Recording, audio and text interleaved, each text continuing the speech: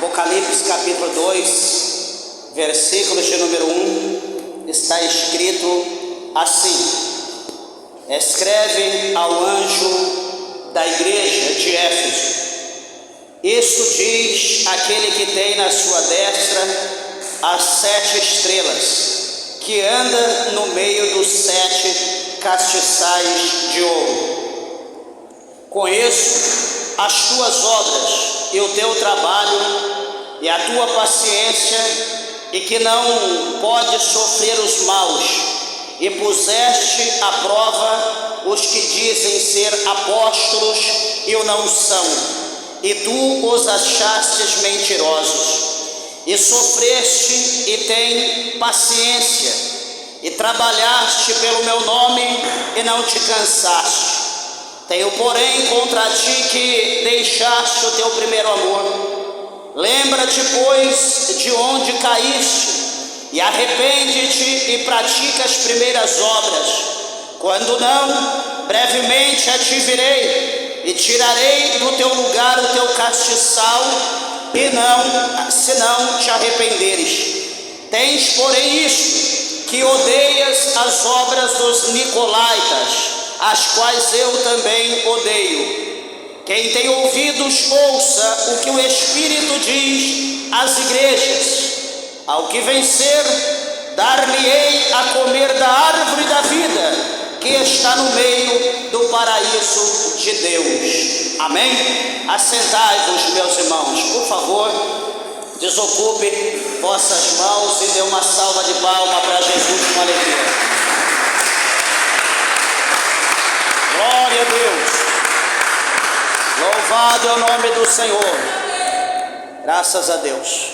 Meus irmãos, por favor, eu peço a todos toda a reverência, toda a atenção à palavra do Senhor, em nome de Jesus, estejam atentos à palavra de Deus, lembrando que hoje nós estamos iniciando a campanha das 7 cartas, 7 igrejas do Apocalipse. Nós iremos fazer 7 sexta-feiras de campanha, de acordo com, na verdade, as 7 igrejas. Então nós vamos fazer cada sexta-feira a campanha voltado para isso. Cada sexta-feira nós estaremos falando de uma igreja, e aqui hoje nós iremos falar acerca da igreja de Éfeso.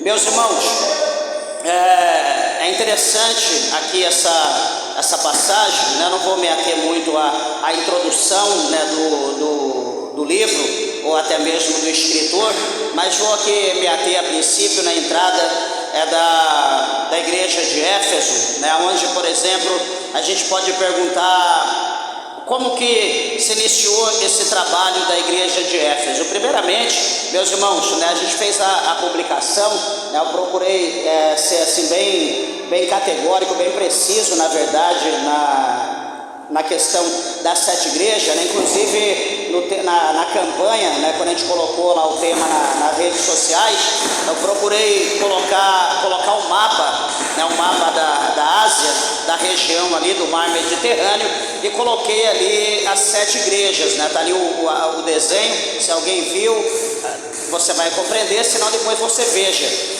onde começa ali no mapa, começa subindo e faz uma curva, é como se fosse uma porta ali mais ou menos, cada igreja, a igreja da Ásia, e começa ali a primeira igreja como a porta de entrada para as demais, a igreja de Éfeso.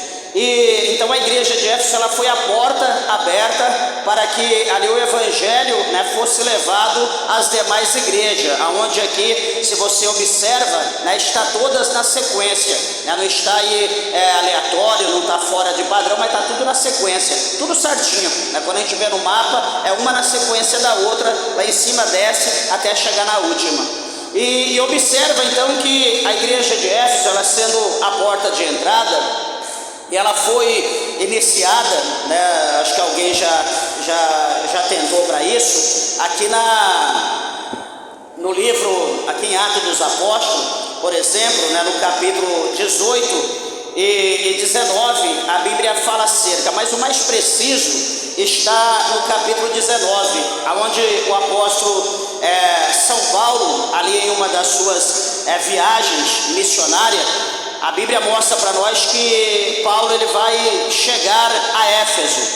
E veja, meus irmãos, é necessário a gente fazer aqui um comentário, porque a igreja de Éfeso era uma igreja, na sua época, uma igreja, aliás, a cidade de Éfeso era uma cidade muito rica, né? Uma cidade ali à margem do mar, né? Litorânea.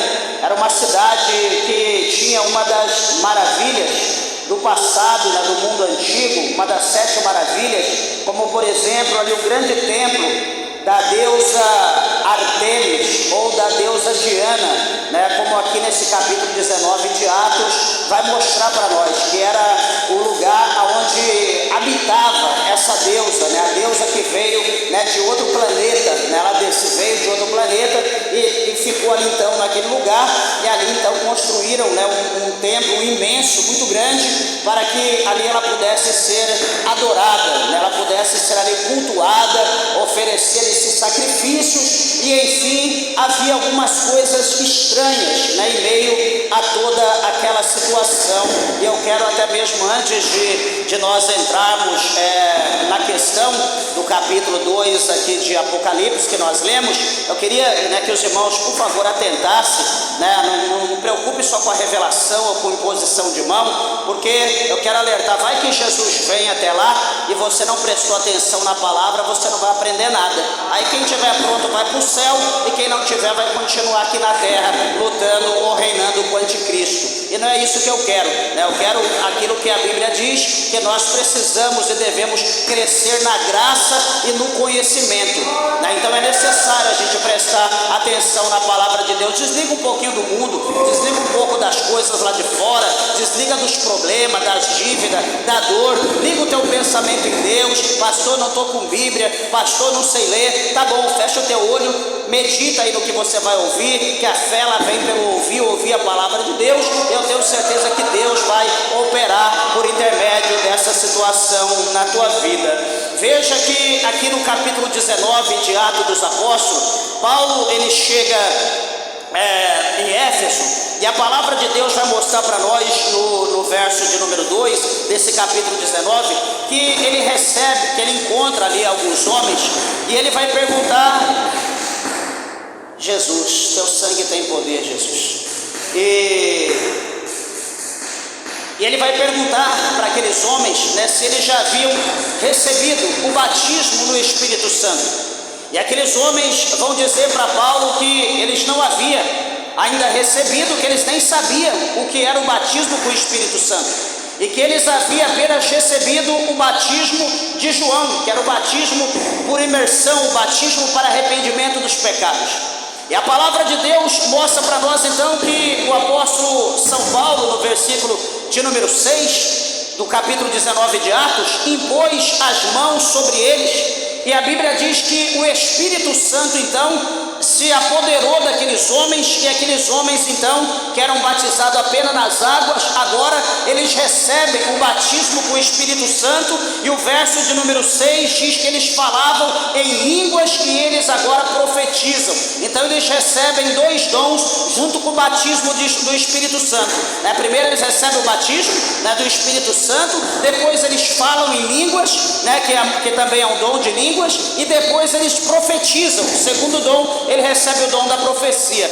E veja que no tocante a isso, a Bíblia vai mostrar para nós que havia entre aquele povo ali, naquela cidade, né, porque a gente precisa prestar atenção que não é muito fácil, né, você pregar a palavra de Deus, a não ser que você esteja com autoridade, com o poder de Deus, e que você é enviado por Deus a um lugar como esse. Na verdade, o apóstolo Paulo, ele estava caminhando, na verdade, em meio a serpentes, né? Ele estava caminhando em meio a leões, né? Porque numa cidade de idolatria, como era aqui Éfeso, né? Como havia ali o grande templo, onde a maioria era devoto, né, a Artemis, a Diana, Então Paulo ali, a qualquer momento, ele poderia ser morto, ele poderia ser preso, né, ser humilhado, apedrejado, enfim, devido ao evangelho que ele ia pregar naquele lugar, né? Observa você, talvez aqui, alguém talvez possa conhecer, mas de repente talvez ninguém conheça, que é muito longe. Por exemplo, lá em São Paulo, né, numa cidade lá do interior, indo para o Rio de Janeiro, na rodovia Presidente Dutra, tem uma cidade chamada Aparecida do Norte. E quando você está chegando em Aparecida do Norte, você está indo no sentido Rio de Janeiro, na rodovia Presidente Dutra, do teu lado esquerdo, você vai olhar. Quando você olha, você está na rodovia, você olha longe, você vê um lugar tão grande que você fala, meu Deus, o que é aquilo? Dá medo de você ver. Um lugar imenso, muito grande, tamanho, comprimento, escada, Deus, é coisa de louco. E quando você olha para aquilo, o que é aquilo? É a Igreja Católica de Aparecida do Norte, né, o Santuário Nacional. Imenso. Agora imagina uma cidade, né, não é grande, é uma cidade pequena. A idolatria domina, né, do início ao fim. Para você ter ideia, do teu lado você está indo no sentido rio, do lado esquerdo a igreja, do lado de cá a montanha é bem grande, e nas montanhas lá no alto é cheio de imagens, cheio de ídolo, cheio de estátua imensa, lá em cima, né, de frente para a igreja. Então assim, um negócio que chama atenção. Agora imagina, você não é enviado por Deus, você está passando ali, de repente você para o carro, vai almoçar em algum lugar e você diz, sentir de pregar aqui o evangelho. Eu pergunto, será que você será bem recebido? Ou se fosse eu, será que nós iremos ser bem recebidos? Não, certamente ninguém iria ouvir, ou se alguém fosse ouvir, seria para nos condenar, né? Porque a maioria são devotos, né, à imagem.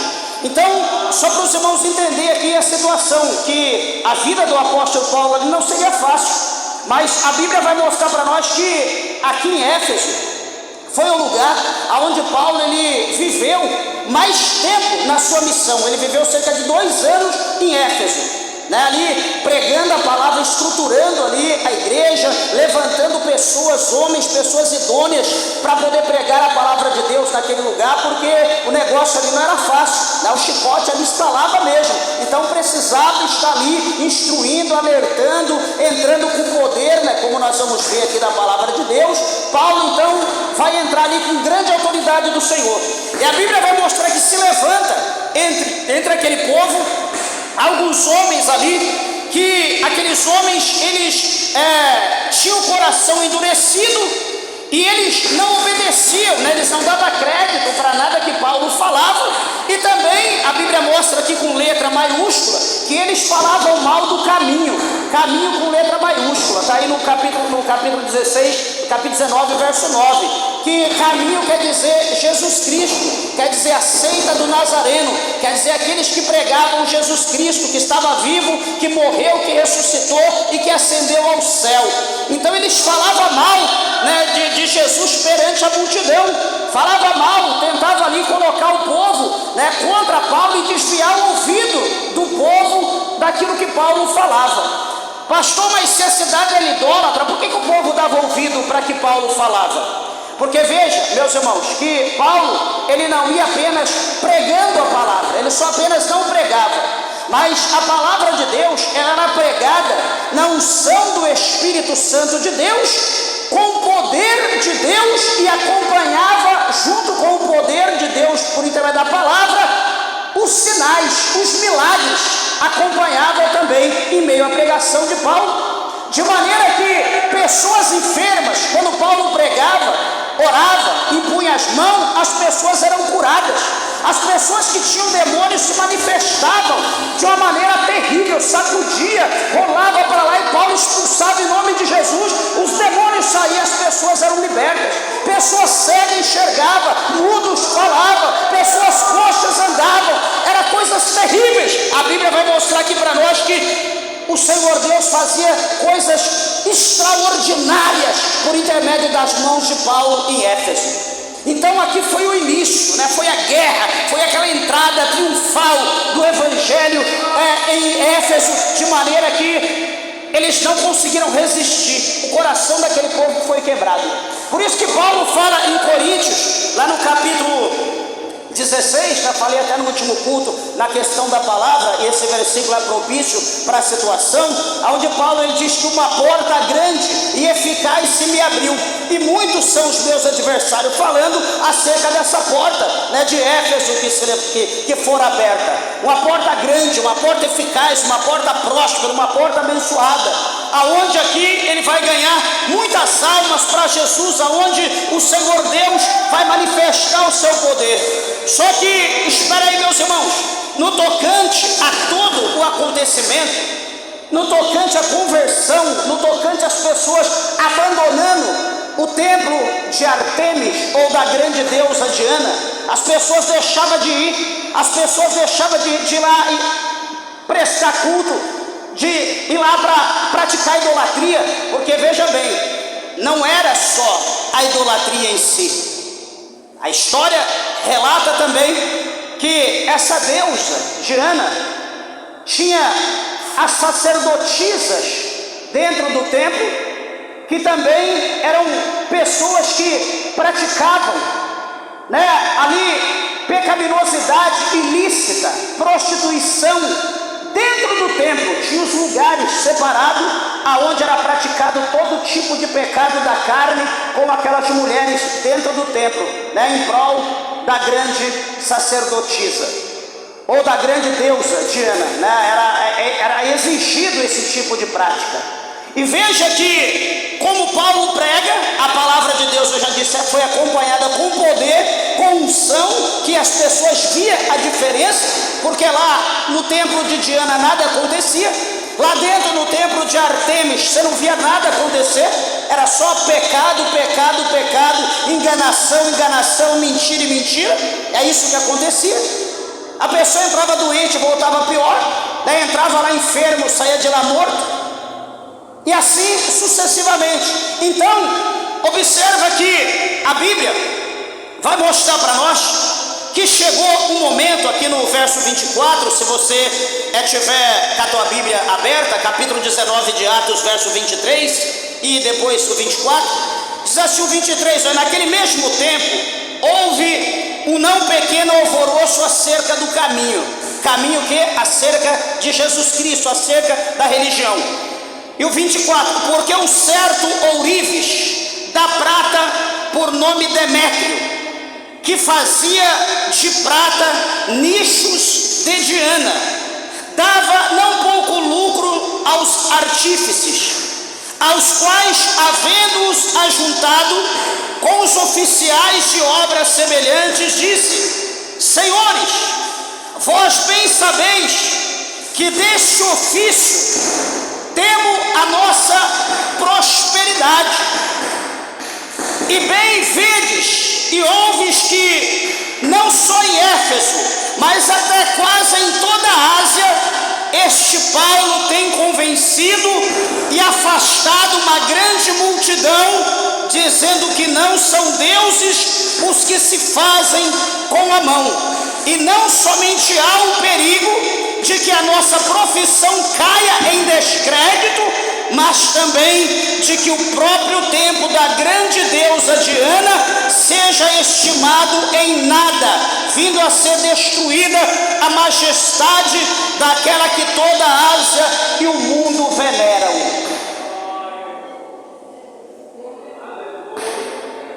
Meus irmãos, não precisa, lendo aqui, não precisa exegese, não precisa hermenêutica, nem uma ciência de interpretação ou para entender isso aqui.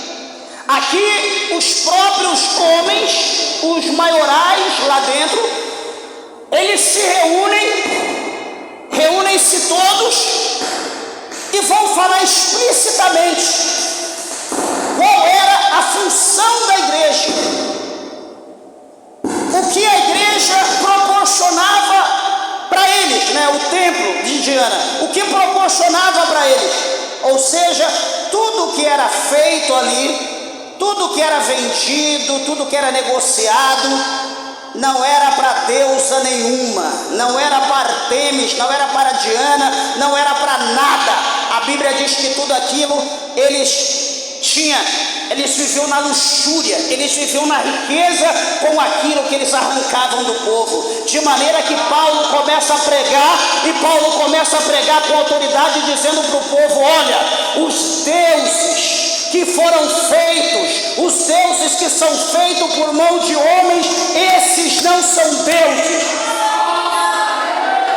E Paulo, ele vai pegar agora nichos de Diana, Paulo vai pegar imagens, Paulo vai pegar correntinha, Paulo vai pegar fitinha, ele vai pegar tudo aqueles adereços que vendia no templo, que os homens fabricavam, tinha suas empresas, e tirava ali o seu gordo salário, vivendo uma luxúria que dá inveja para qualquer rico hoje. E então o apóstolo Paulo vai pegar o nicho de Diana e vai chamar, abre aspas, eu estou colocando as palavras minhas, não está escrito na Bíblia. Paulo vai pegar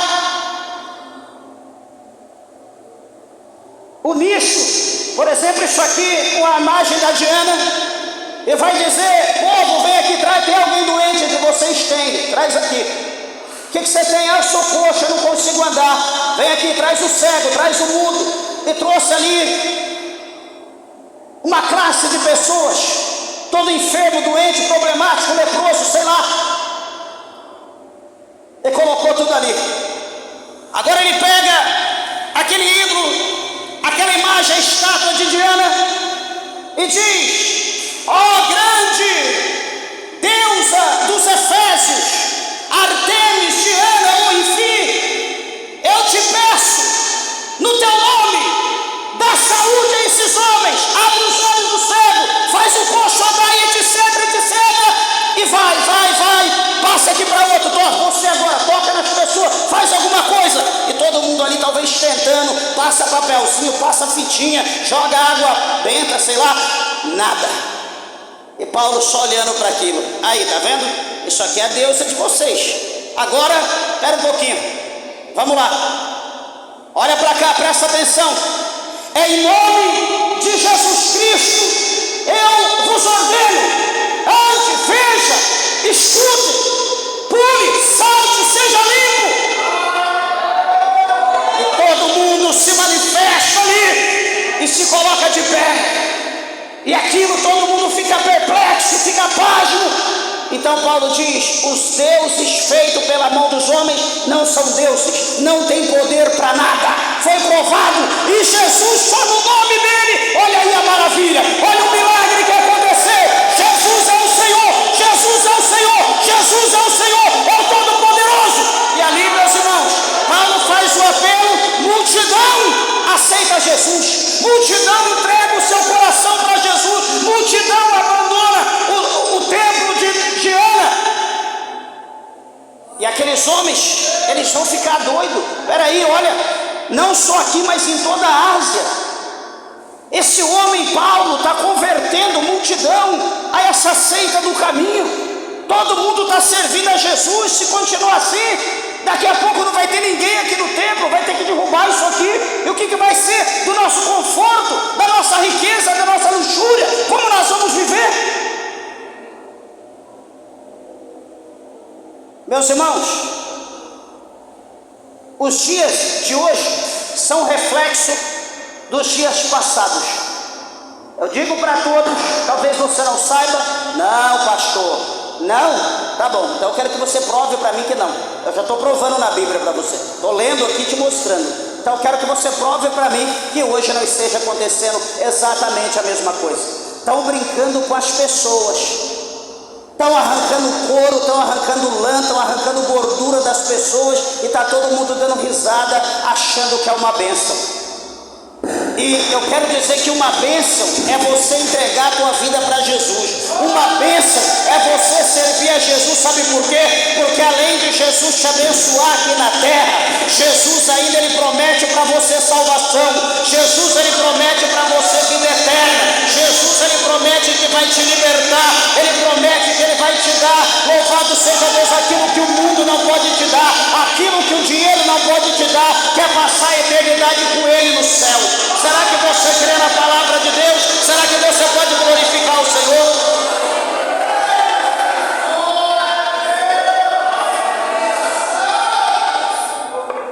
a Deus. Meus irmãos, e a Bíblia diz que quando esses homens, eles se reúnem e eles falam para a multidão acerca da situação de Paulo, versículo 28, diz para nós que ouvindo-o, encheram-se de ira e clamaram dizendo: grande é a Diana dos Efésios. E encheu-se de confusão toda a cidade, e unânimes correram ao teatro, arrebatando a Gaio e Aristarco, macedônios, companheiros de Paulo na viagem. Então agora começa a perseguição. Você está vendo? Já que eles não podem, o Deus dele ou a deusa deles não consegue fazer nada, o que eles vão fazer? Deus abençoe. O que eles vão fazer? Já que a nossa deusa não pode, veja que eles não estão fazendo para defender a deusa, porque se a deusa é deusa, ela que auto se defende. Ninguém tem, eu não tenho que defender Deus. Imagina que alguém fala alguma coisa de Deus, eu vou lá, arregaço a manga e vou para cima. Não, eu estou aqui para defender Deus, então eu vou te socar, vou bater. Não tem necessidade. O meu Deus, ele tem o poder de auto se defender, ele tem o poder de auto fazer justiça, ele faz justiça em prol de mim e acerca dele, e também por você. Não precisa eu falar: não, eu vou defender, eu vou lutar por Deus, eu vou fazer. Não sei que Deus mande, mas pelo contrário, Deus, ele é autossuficiente, poderoso para se defender. Não precisa eu ir lá e fazer alguma coisa no nome de Deus, Deus ele faz.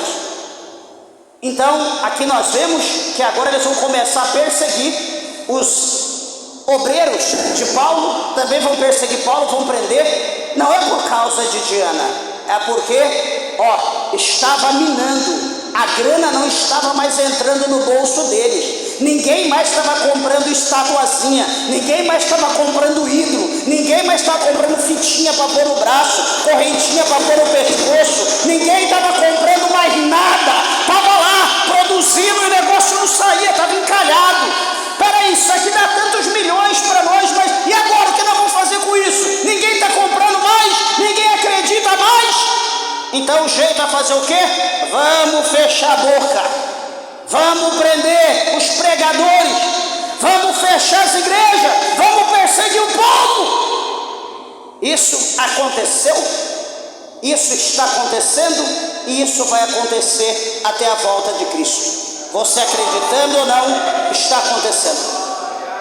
As perseguições que você tem hoje em rede social contra a igreja, contra pregador, contra palavras que são pregadas, não é porque a pessoa está, não, o homem está pregando, ele está falando coisas ilícitas, não, é que o que está sendo pregado está ofendendo alguém que está sendo usado pelo diabo, alguém que está tendo poder e que não está gostando de ouvir. Então o Deus dele não tem poder como o nosso, a palavra dele não tem poder como a nossa, então eu não posso fazer nada, o meu Deus não me defende, então eu vou fechar a boca. Eu tenho o poder de fechar a boca das pessoas, então eu vou fechar a boca das pessoas. É isso que está acontecendo, não é outra coisa a não ser isso. A história está se repetindo. Mas veja que no tocante a isso, Paulo depois vai escrever a igreja de Éfeso, depois de Gálatas, enfim, e atentando aqui para o livro do Apocalipse, aqui no capítulo de número 2, depois de toda essa situação que a igreja foi aberta, enfim, depois que ele escreve, né, a igreja de Éfeso, né, a sua missiva ou a sua carta à igreja de Éfeso, agora então aqui chega o Apocalipse, né, que está aqui no final, né, o último livro da Bíblia, né, escrito lá no primeiro século, né, do início de tudo, né, da era cristã, lá do ano 90 para frente, né, 94, 96 para frente. Esse livro aqui, ele é interessante, por quê? Porque a Bíblia vai mostrar para nós que o Senhor Jesus, ele se manifesta ali na pessoa, por intermédio da pessoa de João, ele se manifesta a João, e ele manda, né, ele diz, escreve ao anjo da igreja, né, ele está dizendo para João escrever para o anjo. Quando se fala o anjo da igreja, alguém pode pensar, tá vendo, pastor? A igreja tem anjo, tá vendo? E aqui não tem nenhum. Quando se diz anjo, Anjo, a Bíblia mostra para nós que é reconhecido aquele que é o líder da igreja, o pastor da igreja, o bispo da igreja, aquele que está sobre ali a regência da igreja, que está sobre a direção da igreja. Esse é o anjo da igreja. Não é uma imagem, aqui tem um anjo com a zona aqui grandão, então o anjo está ali, de fato. Não, o anjo é a pessoa que está direcionado, né, que está ali na iminência da obra de Deus, que está ali submisso ao Espírito Santo para fazer ali a obra do Senhor, como aqui nós estamos. E veja então que o Senhor manda ele escrever à igreja, ao anjo da igreja de Éfeso, ao pastor da igreja de Éfeso. E veja, meus amados e queridos irmãos, que o Senhor Jesus, aqui nesse verso 1, ele vai se apresentar. E veja um dos títulos que Jesus ele usa aqui para se apresentar, né? Como a gente vê lá em Isaías, quando ele diz que ele é o príncipe da paz, quando ele diz que ele é o Emanuel. E lá a gente vê tantas coisas que fala acerca de Jesus, é a estrela de Davi, tanta coisa que a gente ouve, fala, meu Deus, né, que coisa tremenda. Só que não é só aquilo. Aqui a Bíblia diz, no verso 1, né, escreve ao anjo da igreja de Éfeso, 2 pontos. Isso diz aquilo que tem na destra as 7 estrelas, que tem na sua destra 7 estrelas, que anda no meio dos 7 castiçais de ouro. Então a Bíblia mostra para nós aqui que o Senhor Jesus Cristo, o Todo-Poderoso, ele conhece cada anjo da igreja, e a Bíblia mostra aqui para nós que ele também, ele passa em meio aos castiçais, ele passa em meio às igrejas. Então, quando diz ele anda no meio dos 7 castiçais de ouro, a palavra do Senhor está mostrando para nós que Jesus, ele não é um ser que ele fica ali estacionado, ali em cima, ali Jesus está ali parado, e Jesus está lá, ó, como soldado, em posição. Não, a Bíblia está dizendo aqui que ele é aquele que anda no meio. Então, isso mostra o quê? Lá em Isaías, no capítulo 12, a Bíblia diz lá para nós que o nosso Deus, ele passa em revista, em meio ao seu exército. O que é passar em revista? Está ali o pelotão, tudo sentido, tudo em posição, e então o general passa, olhando um a um, da cabeça aos pés, passa em revista. Aí entra no meio, na próxima fileira, um a um, passando em revista. Vira na próxima fileira, um a um, passando em revista. E assim, Jesus, ele passa em revista, ele anda no meio dos 7 castiçais. Louvado seja Deus, que são as 7 igrejas. Os castiçais são as 7 igrejas da Ásia. Então Jesus, ele caminha em meio à igreja. Talvez você creia ou não, mas a palavra do Senhor diz para nós lá em Mateus que onde houver 2 ou 3, então Jesus, ele se faz presente. Jesus, ele está no meio, e aqui nós estamos mais de 10, mais de 20, mais de 30. Jesus está aqui no nosso meio, e nós temos que ter a certeza que a presença dele está aqui, e aonde a presença do Senhor está, coisas sobrenaturais já está acontecendo. Creia você ou não, mas Jesus, ele já está agindo, porque ele está passeando aqui no nosso meio. Lá sobre a Candarábia, a Bíblia diz que ele anda em meio aos 7 castiçais. Então Jesus não está parado, então Jesus não está dormindo como a Diana, como o Artemis, como o Baal da vida. Jesus não, Jesus está andando, Jesus está caminhando.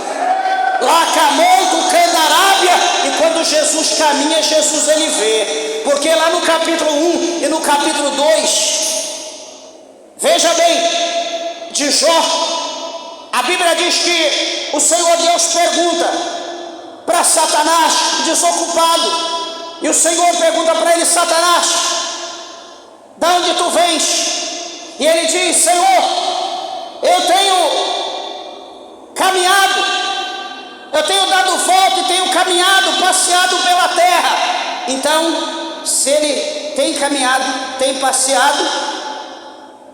Deus, o Senhor, pergunta para ele: você tem visto o meu servo Jó, que é temente, reto, se desvia do mal? Ele diz: lógico que eu vi. Também o Senhor tem abençoado ele. Então veja que o próprio Satanás, ele caminha, ele passeia e ele vê. Então ele sendo mal, ele sendo o nosso inimigo, o adversário, você acha que Jesus, sendo nosso mestre, sendo nosso Deus, o nosso Senhor, o nosso Salvador, a Bíblia está dizendo aqui que ele é aquele que anda no meio dos 7 castiçais de ouro, no meio das 7 igrejas. Você acha que ele é aquele que anda em nosso meio?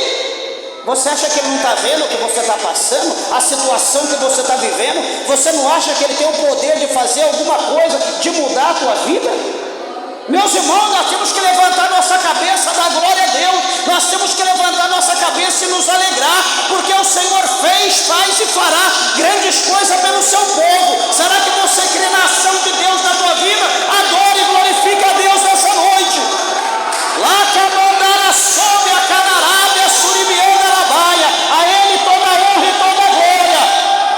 Oh, bendito seja o nome do Senhor. Veja que na sequência a Bíblia vai mostrar para nós o Senhor falando por intermédio de João. O Senhor, ele dizendo: olha, eu conheço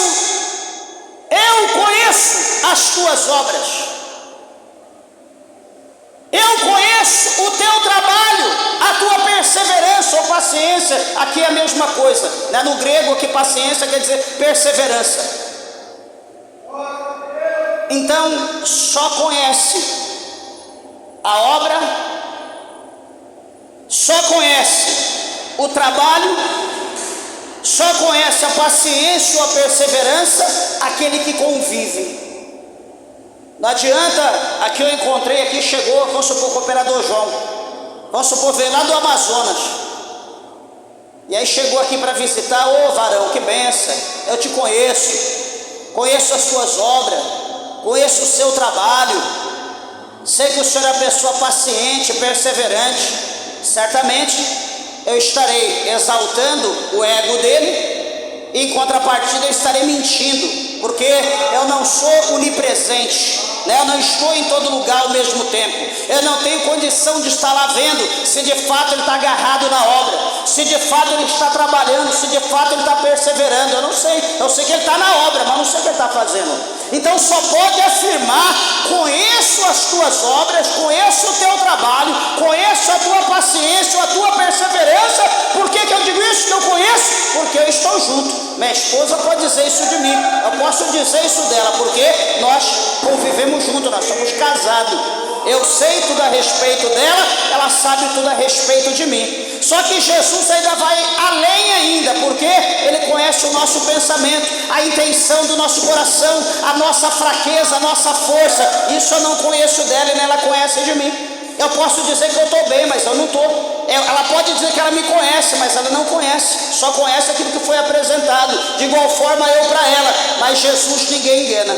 Além dele conhecer a nossa obra, o nosso trabalho, além dele conhecer a nossa paciência ou a nossa perseverança, que é aquele ato contínuo, ele sabe tudo ao nosso respeito. Ele pode dizer isso porque ele passeia em meio aos 7 castiçais, ele passeia em meio à igreja, ele passeia em revista no nosso meio. Só que o que chama a nossa atenção aqui nesse versículo de número 2, ele diz: e que não pode sofrer os maus, e puseste à prova os que dizem ser apóstolos e não são, tu já achaste mentirosos. Meus irmãos, a igreja de Éfeso, Jesus está falando aqui que ela era uma igreja perseverante, ela era uma igreja de obra, era uma igreja que trabalhava, né? Porque ela sabe como ela foi fundada. A igreja foi fundada ali no alicerce sólido, foi fundado sobre o poder da palavra de Deus por intermédio de Paulo, foi fundado não apenas com balela, mas com poder, com manifestação do poder de Deus. Por isso que Paulo diz que a palavra de Deus, ela é poder de Deus para todos aqueles que crê. Então, se nós cremos na palavra de Deus, ela sendo viva, ela pode mudar a minha a nossa vida tranquilo, sem problema, sem ter medo. A palavra de Deus, ela tem esse poder. Então veja aqui que o Senhor, conhecendo tudo isso, Ele vai dizer: olha, eu sei que vocês não podem sofrer maus, vocês não podem sofrer os maus.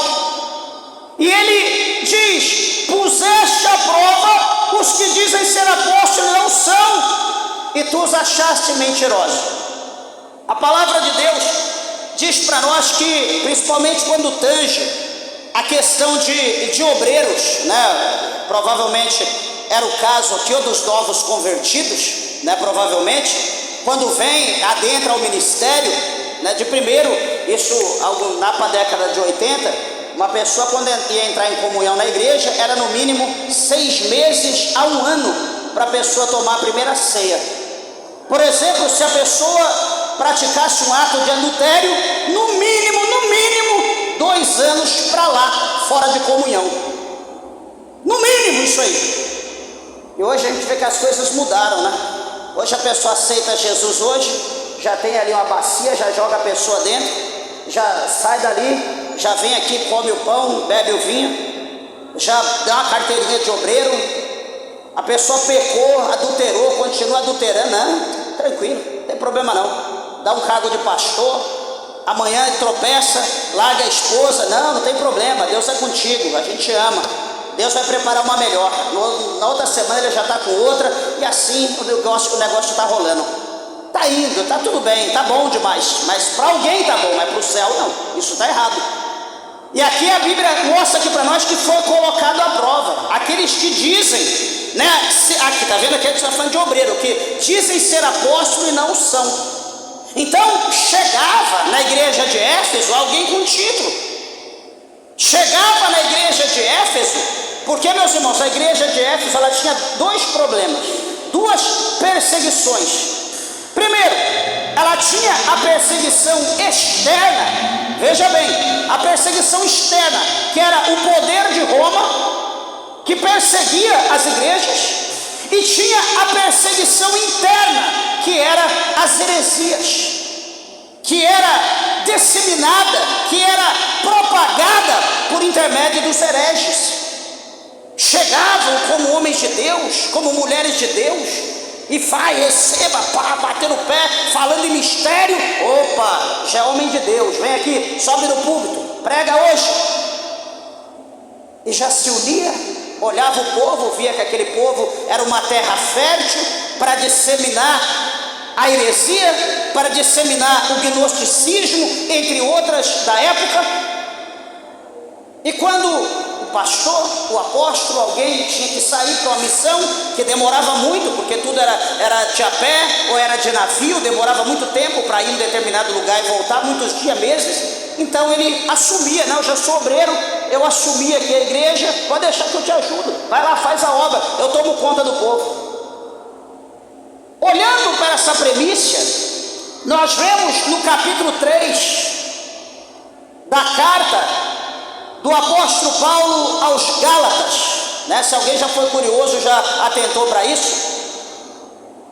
Gálatas capítulo 3, lá a partir do verso 1, 2, você vai ver que quando o apóstolo Paulo chega na igreja da Galácia, Paulo ele vai dar um elogio irônico para a igreja da Galácia. Paulo vai falar: ó, insensatos Gálatas, eu me admiro de vós,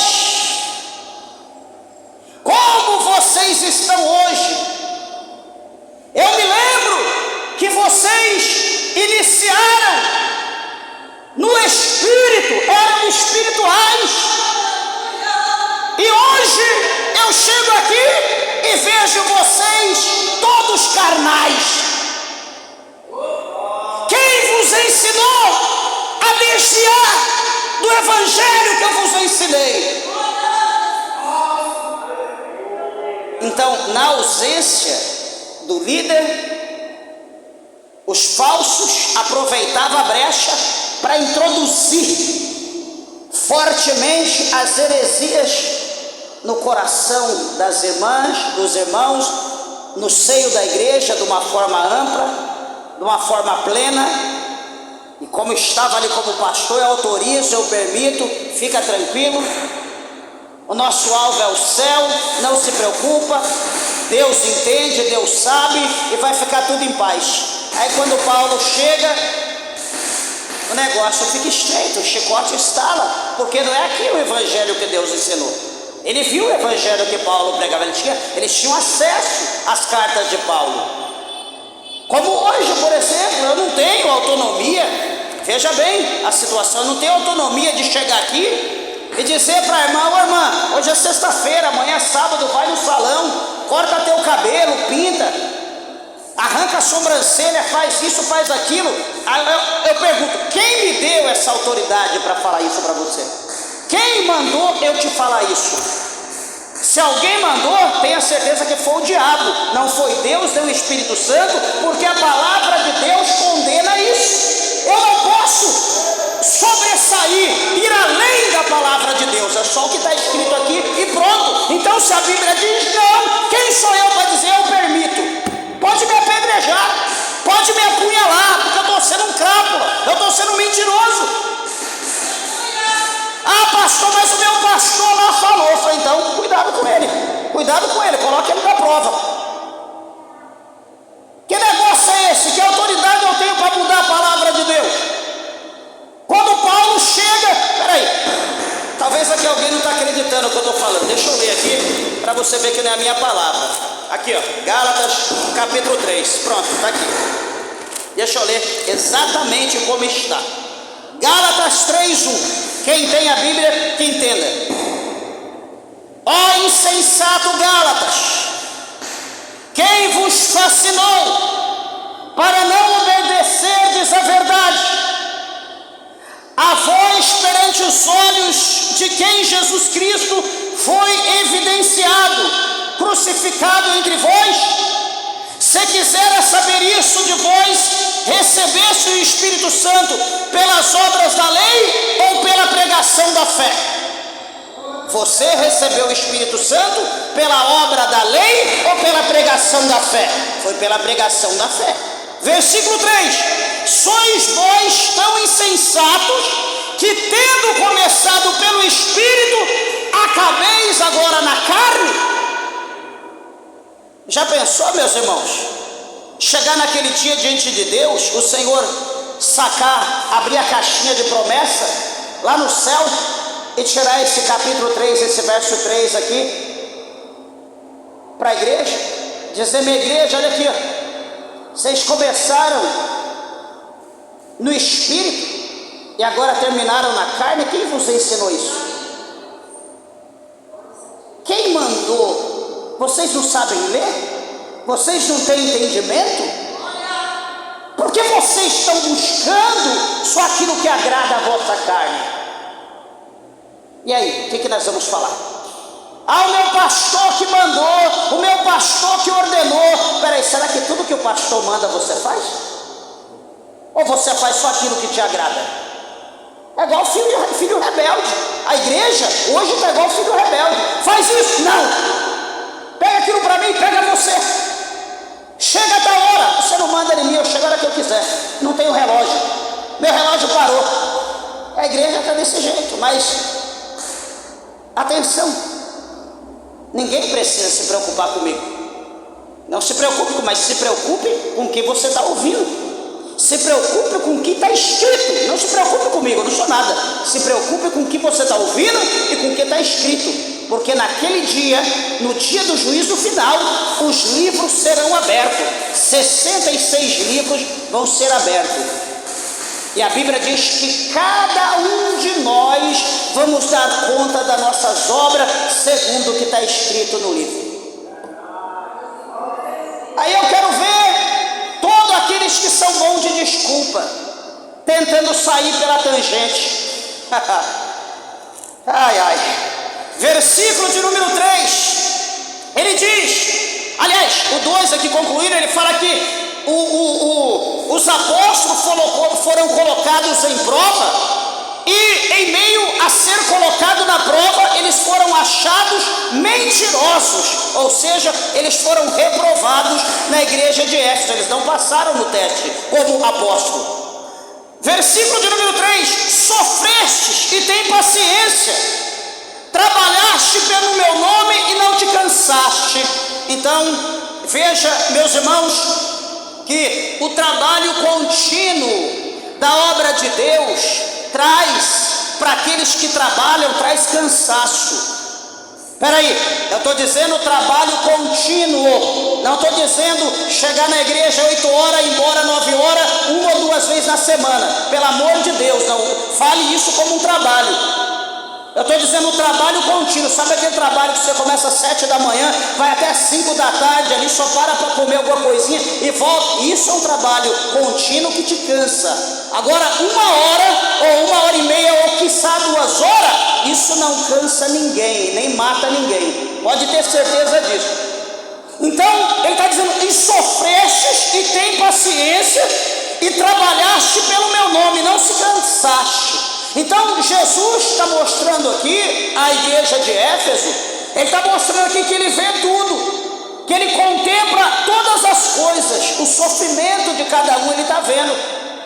Quando se fala sofrimento, meus irmãos, não está falando sofrimento externo, está falando sofrimento interno, que o cansaço, a fadiga, a caminhada, a pregação do evangelho, né? Muitas das vezes o desprezo, muitas das vezes a ignorância, tanta coisa que acontece ali na seara, na caminhada, no labor do dia a dia, que traz, né, o sofrimento para a carne daquele que está levando a palavra de Deus.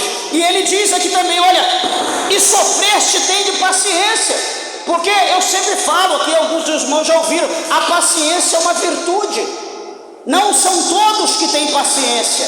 A gente sofre e a gente tem perseverança, a gente continua perseverando, a gente não para. Sabe por quê, meus irmãos, que o crente, ele sofre e ele tem paciência ou ele tem perseverança? Sabe por quê? Porque nós não temos outra opção. Está doendo, mas é Cristo. Está sofrendo, é Cristo. As coisas estão boas, é Cristo. As coisas estão má, é Cristo. Sabe por quê? Porque nós estamos servindo a Cristo para ir para o céu, e não tem outro caminho que nos pode levar ao céu, que não nos pode levar a Deus, a não ser Jesus Cristo. Nós não temos outra opção. Você acha que se nós tivéssemos outra opção, a gente estaria aqui hoje numa sexta-feira? Aonde essa hora da noite? Nunca a gente estaria aqui se nós tivéssemos outra opção, mas nós não temos. Capítulo 14, verso 6 do Evangelho de João, está escrito, o Senhor Jesus diz: eu sou o caminho, a verdade e a vida. Ninguém vai aos céus, ninguém vai a Deus se não for por mim, diz o Senhor Jesus. Ninguém, ele está dizendo, ninguém vai se não for por ele. Então, em meio ao sofrimento, em meio à perseverança, nós adquirimos paciência para nós continuarmos a nossa trajetória, a nossa caminhada. E trabalhaste pelo meu nome e não se cansaste. Isso chama graça. A graça de Deus nos basta. A graça de Deus nos ajuda a perseverar. No versículo de número 4 ele diz: tenho porém contra ti que deixaste o teu primeiro amor. Aqui agora ele vai falar acerca daquela pessoa que abandonou o amor, abandonou o seu primeiro amor. Sabe aquele amor da vida dele? Aquele amor que o impactou. Chegou uma hora que ele fadigou, chegou uma hora que ele cansou, chegou uma hora que ele enjoou, chegou uma hora que ele falou: chega, não aguento mais. E aqui o Senhor, ele está dizendo: eu tenho contra ti que deixaste o teu primeiro amor. Meus irmãos, nós pregamos sexta-feira, quarta-feira, e nós dizíamos que nós só conseguimos vencer todas as tribulações, como está lá no capítulo 8, né, que nós falamos do capítulo 8, do verso 34 ao 37, se não me falha a memória, de Romanos, Nós só falamos que nós passamos por todo aquele processo de tribulação quando nós temos amor. Porque se a gente não tiver amor, a gente não suporta nada. Presta atenção, deixa eu fazer um comparativo para os irmãos entenderem. As pessoas novas que hoje estão casando, os jovens de hoje, talvez você conheça alguém. Eu, por exemplo, tempo atrás, dirigi um trabalho lá em Goianésia. Veio uma jovem na sexta-feira: pastor, ora por mim. Eu olhei para mim e falei: você vai casar? Vou. Devia ter 17, novinha, parecia uma menina. Falei: meu Deus, vou casar amanhã. Eu falei: mas é de Deus, já conversou com o pastor, ele instruiu? Não, já está tudo certo, não sei o quê. Eu falei: que bênção. Falei: então tá bom, eu vou casar, vou orar, vou apresentar a tua vida, né, já que já está ela congregava com nós, congregava no outro ministério. Abençoei a vida dela, amém, vai embora. Isso foi na sexta. Quando foi na outra sexta, ela veio na igreja, no culto, chorando: ai, pastor, ora por mim. Eu falei: o que foi? Não, amanhã eu estou indo cedo no cartório para divorciar. Falei: o quê? Ela falou: eu falei: pelo amor de Deus, o que você vai fazer? Não dá mais. Eu pensei que era uma coisa, era outra, e não sei o quê, o cara não sei o que lá, não sei. Eu falei: Jesus, tem misericórdia. Então, veja bem, com essa, a gente observa a situação de hoje. Ah, eu quero casar, eu quero, porque eu amo, porque você ama. Deixa eu ficar quieto para não falar alguma coisa. Meus irmãos, quando se fala amor, o amor, ele não olha o diâmetro, se é forte, se é magro. O amor, ele não olha para a estatura, se é alto ou se é baixo. O amor não olha para a cor, se é negro, se é branco, se é amarelo, se é vermelho, se tem um olho só, se tem dois, se está com a boca grande ou a boca pequena, se tem beiço, se não tem, se tem cabelo ou se não tem. O amor não olha para isso. Dizem que o amor é cego, o amor é amor. O amor, ele suporta tudo. Agora eu digo que eu amo minha esposa, ela pisou no meu pé, eu dou de esquerda nela, jogo ela, você pisou no meu pé. Ué, que tipo de amor é esse? A gente diz que ama, mas a gente não suporta um sussurro um pouquinho mais forte. A gente diz que ama, mas não suporta alterar um pouquinho a voz. A gente diz que ama, mas não tolera uma discordância. A gente diz que ama, mas eu gosto disso, então porque você não me ama, você não gosta do que eu gosto. Não é assim não. Nós só vamos suportar as aflições, nós só vamos viver e até que a morte os separe quando nós amarmos de fato, porque o amor suporta tudo. E olha o exemplo do amor maior. Deus, ele nos ama de uma maneira tão grande que ele lançou todo o nosso pecado no mar do esquecimento. E ele não fica: eu te perdoei, mas está vendo, eu não esqueci o que você fez não, viu? Seu sem vergonha, faz de novo para você ver onde eu vou te colocar. Deus não faz isso. Ele perdoou, esqueceu. Agora eu perdoo, vacila para você ver, eu não esqueci não. E toda hora perdoa e toda hora fica jogando. Lembra aquele dia? Mas você perdoou? Que negócio, você está com mágoa? Perdoou e está falando todo dia a mesma coisa? Isso gera ira, isso gera contenda, isso não é perdão, e o diabo trabalha para romper. Então, quando perdoa, joga fora. Quando você ama, o amor passa por cima de tudo. O amor suporta a dor, o amor suporta a tristeza, o amor suporta a aflição, o amor suporta a fome, o amor suporta a angústia. Tudo que Jesus passou na cruz do Calvário foi crucificado de braço aberto, porque ele amava, porque ele ama a humanidade. O amor venceu a dor, o amor venceu o ódio, o amor venceu as pedras, o amor venceu a lança, o amor venceu a espada, o amor venceu a cruz. E eu pergunto: o que nós estamos fazendo por amor? Se eu não amo o meu próximo, se eu não amo o meu irmão, a minha irmã, seria uma hipocrisia disser que eu amo a Deus. Ninguém vai acreditar que eu amo Deus. Então, para amar Deus, comece a amar o teu próximo, comece a amar o teu esposo, comece a amar a tua esposa, comece a amar os teus pais, Começa a amar os teus filhos. Faça um jantar, faça um almoço, convide, peça perdão, abrace, beije. Ué, mas isso é uma despedida. Não importa que seja despedida, eu quero estar em paz com Deus. O amor é isso, o amor suporta tudo. O amor não vê ninguém melhor que ninguém, tudo é igual. Eu encerro. O Senhor está cobrando. Aquele que deixou o primeiro amor, lembra como você era? Aquele não está falando do primeiro amor, de uma pessoa para uma pessoa, do cônjuge, não.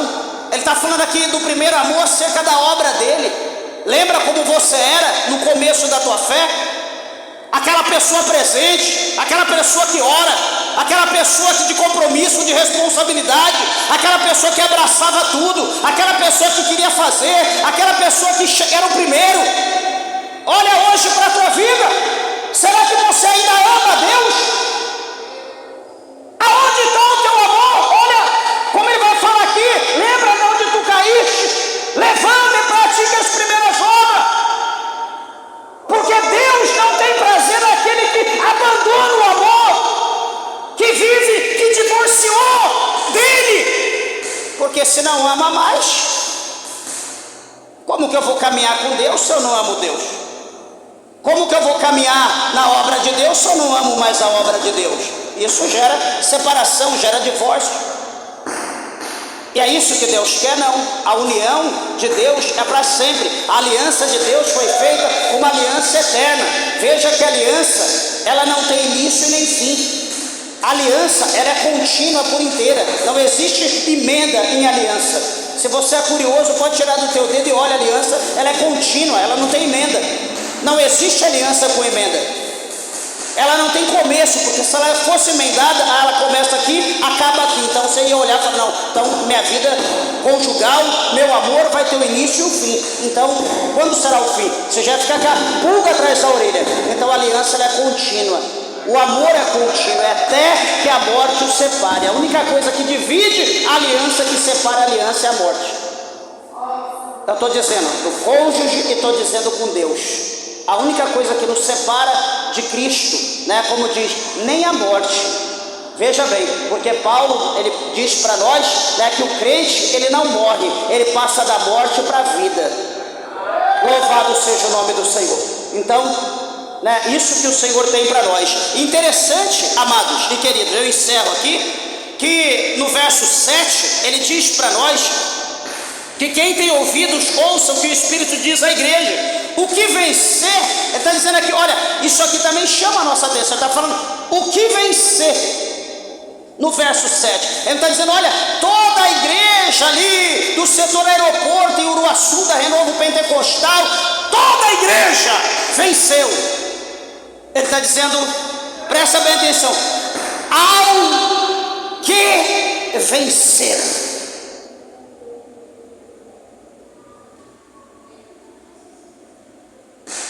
Aí eu posso fazer uma pergunta: será que eu vou vencer? Olha para você, será que você vai vencer? Quantos que a gente conhece que já parou? Sabe aquela corrida? Sabe aquela corrida quando nós estamos lá participando de uma Olimpíada, de uma maratona, por exemplo, né? Alguém já viu maratona? Tá todo mundo lá correndo, todo mundo correndo em prol de um único prêmio, do troféu. O primeiro vai vencer. Sai todo mundo junto, daquele entusiasmo. Vai. Daqui a pouco vai cansando, vai cansando, vai cansando, vai cansando, vai cansando, vai parando, vai caindo, vai sentando, vai caindo, vai desanimando, e aquele vai perseverando. No passo do gado, tem aquele que vai ali, no passo do gado, naquele movimento contínuo. Alguém sai desesperado e ele vai ali tranquilo, calmo, constante, sempre abundante na obra do Senhor. Aquele que saiu igual desesperado, a mãe ele tropeçou, caiu. O outro que saiu quase de quatro, catando cavaco, caiu de uma vez, deslanchou, não conseguiu mais. E aquele que está indo lá devagar, continuou, foi até o fim. Quando chegou no final, ele é o vencedor, ele recebeu o troféu, ele recebeu o prêmio, ele recebeu a vitória, porque ele foi aquele que conseguiu ganhar. Então aqui está dizendo também, está mostrando para nós que nós estamos como se fosse numa maratona, como se nós estivéssemos numa disputa. Aquele que vem, ao que vencer, dar-lhe-ei de comer a árvore da vida, que está no meio do paraíso de Deus. Ao que vencer, meus irmãos. Então, Jesus está falando aqui, por intermédio de João, que nem todos vão vencer.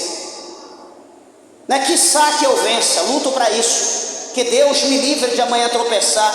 Que Deus me livre amanhã de uma fadiga. Eu não sou super-homem, não sou melhor do que ninguém aqui. As mesmas aflições que você tem, eu tenho, talvez até pior, devido ao problema na coluna, perna, cabeça, enfim, mas estou aqui, devagarzinho. Não correndo, devagar, porque eu tenho o objetivo de chegar no céu. Não desanime, igreja. Não olhe para os obstáculos, não olhe para as barreiras, não pare, não desanime, porque ele está dizendo que o que vencer, ele fará com que ele coma da árvore da vida que está no meio do paraíso de Deus. E aqui eu leio esse versículo, encerro, capítulo 22, verso 2. Aqui Jesus está falando para João, né, no início aqui, é só um versículo, capítulo 22, verso 2. Olha, aliás, deixa eu ler um para você entender. E mostrou-me o rio puro da água da vida, claro como cristal, que procedia do trono de Deus e do Cordeiro. No meio da sua praça, e de um e de outro lado do rio, estava a árvore da vida, que produz 12 frutos, dando seu fruto de mês em mês, e as folhas da árvore são para a saúde das nações. Então veja que aqui no capítulo 1, no verso 7, capítulo 2, verso 7, aquele que vencer vai comer o fruto da árvore. No capítulo 22, onde se encerra tudo, onde já está no paraíso, a Bíblia mostra no meio do jardim a árvore da vida. Então todos aqueles que venceram, que adentraram ao céu, a mansão celestial, a Jerusalém celestial, irão comer do fruto, como é feito aqui a promessa pelo Senhor Jesus, o dono do jardim. Amém? Meus irmãos, que nós podemos nos afirmar, estar agarrado em Deus, atento à palavra do Senhor, buscando fielmente como os irmãos de Éfeso, lutando, né, e não desanimando, para que nós um dia possamos estar na glória com o nosso Senhor Jesus, comendo do fruto da água da vida. Amém? As palmas bem alegres, exalta e glorifica o nome de Jesus. Laba sobre a canarábia, surimicanta labaia, bem alegre para Jesus, que Ele merece. Graças a Deus.